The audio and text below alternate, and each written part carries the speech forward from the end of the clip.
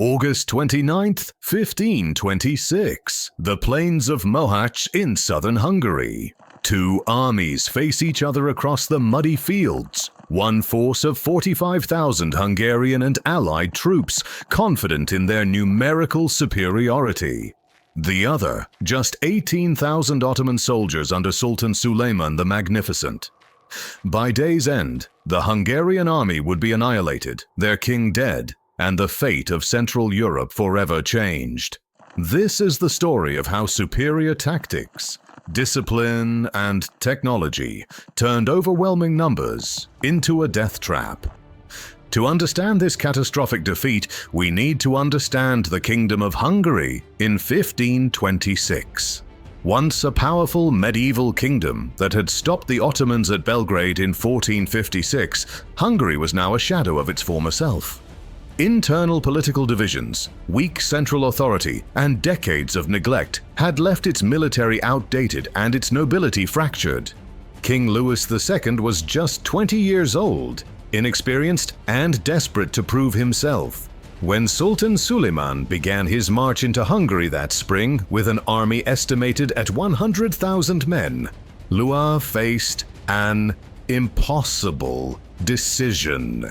His advisors were divided. Some urged him to wait for reinforcements from his allies, the Holy Roman Empire and Poland. Others, driven by pride and honor, demanded immediate action. They couldn't let the Ottomans advance unopposed. Louis chose to fight. It would be the last decision he ever made. By late August, the Hungarian army had assembled at Mohács.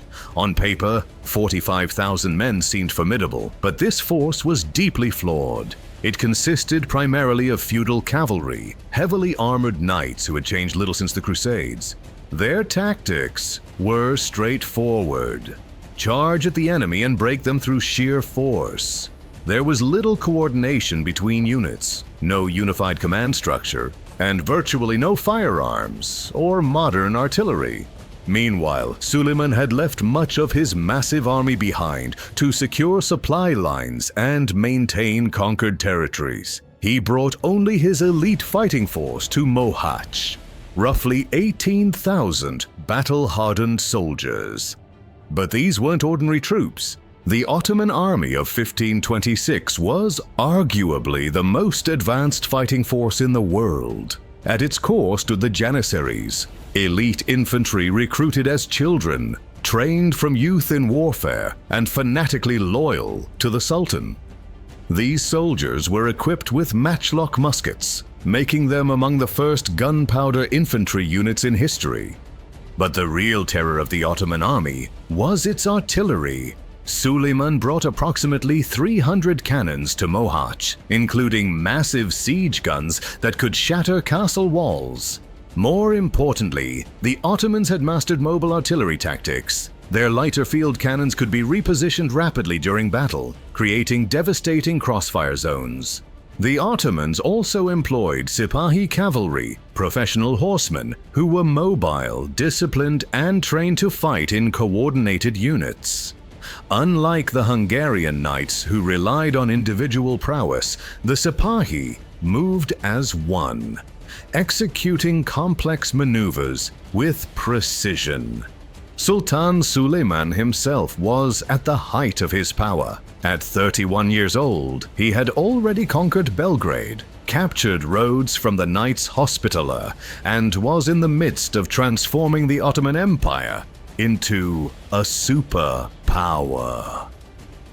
He was a careful strategist who understood that battles were won through preparation, not just bravery.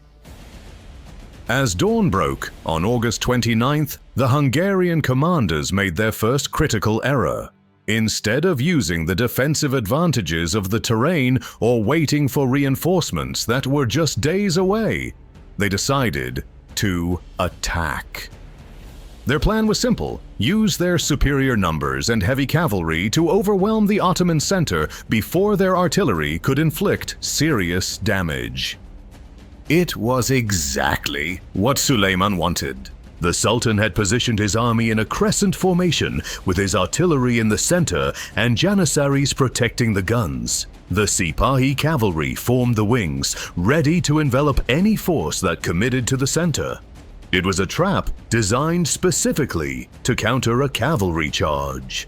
Around noon, the Hungarian army began its advance. The heavily armored knights formed the spearhead, followed by lighter cavalry and infantry. As they moved forward across the open plain, the Ottoman artillery opened fire.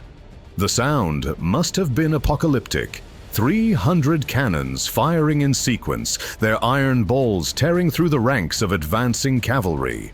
Horses screamed and fell, throwing their riders. Men in full armor, once symbols of invincibility, were torn apart by cannonballs they couldn't even see coming. But the Hungarian cavalry pressed on. Despite horrific losses, they maintained their charge, driven by courage, honor, and the belief that once they reached the enemy lines, their superior numbers would prevail. Some units actually reached the Ottoman center, crashing into the Janissary formations. This is where the second phase of Suleiman's plan unfolded. As the Hungarian cavalry became entangled with the Janissaries, who held firm with disciplined musket volleys and pike formations, the Ottoman Sipahi cavalry on both wings began to move. Like the horns of a bull, they curved inward, beginning to surround the Hungarian forces. The Hungarian knights, weighed down by their armor and exhausted from the charge, found themselves trapped. The Ottoman cavalry was lighter, faster, and could maneuver freely. The artillery shifted fire to target the rear of the Hungarian formation, cutting off any possibility of retreat. King Louis II, watching his army disintegrate, made a desperate attempt to rally his forces. But it was too late. The Hungarian command structure had collapsed. Different noble factions fought independently with no coordination.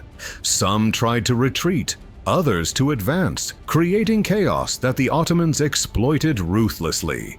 What followed was not a battle, but a massacre.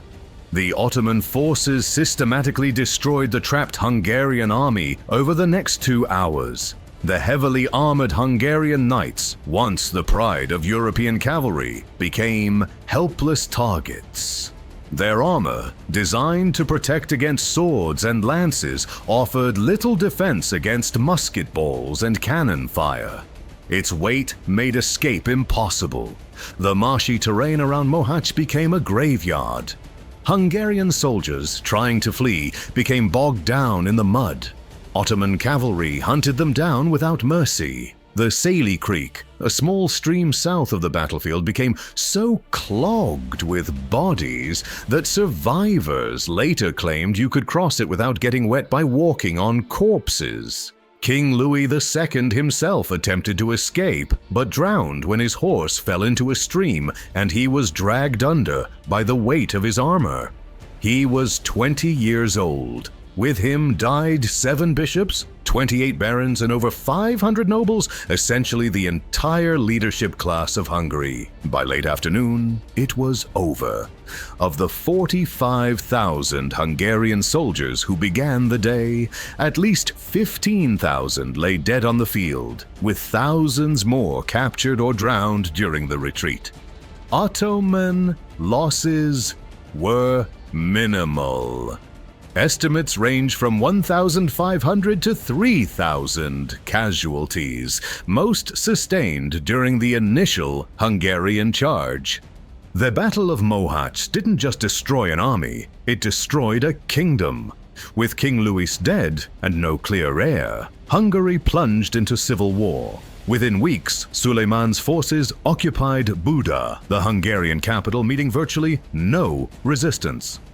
Hungary would remain divided for over 150 years, part absorbed into the Ottoman Empire, part controlled by the Habsburg Austrians, with only a small sliver remaining nominally independent. The battle marked the high point of Ottoman expansion into Europe and traumatized European consciousness for generations. So, how did 18,000 Ottomans destroy 45,000 Hungarians? The answer lies not in a single factor, but in multiple compounding advantages. First, technology. The Ottomans embraced gunpowder warfare while the Hungarians clung to medieval tactics. Artillery and muskets gave the smaller force devastating firepower. Second, organization. The Ottoman army operated as a coordinated unit with centralized command, while the Hungarian forces were essentially independent contingents of feudal lords with competing interests. Third, tactics.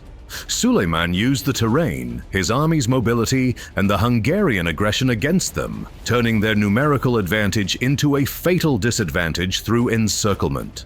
Finally, experience. The Ottoman soldiers were professional warriors who had fought numerous campaigns. Many Hungarian troops were hastily assembled feudal levies with little combat experience. The Battle of Mohács stands as one of history's most decisive victories against superior numbers. It reminds us that battles are not won by numbers alone, but by the combination of leadership, technology, tactics, and training. King Louis II learned this lesson too late, paying for centuries of Hungarian military stagnation with his life and his kingdom. The plains of Mohács remain a symbol of national tragedy in Hungary, even today, nearly 500 years later. As for Sultan Suleiman the Magnificent, Mohács was just another victory in a legendary career, but it was the victory that broke the last major barrier to Ottoman dominance in Central Europe.